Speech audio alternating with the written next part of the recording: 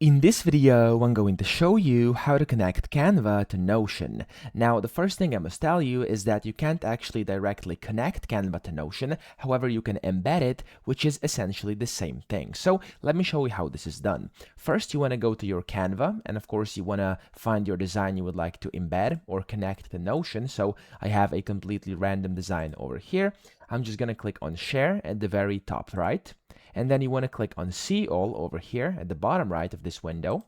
And then here you will see it says Embed. You want to click on the Embed button, and it's going to basically first tell you that you have to confirm it. You're going to have to click a Embed button again, and then after that you want to copy the Smart Embed link. So it's over here. You want to click on Copy.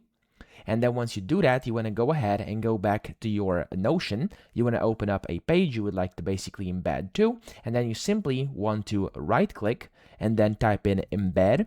And then here it's going to pop up. You want to click on embed. And then you want to paste in this link and click on embed link.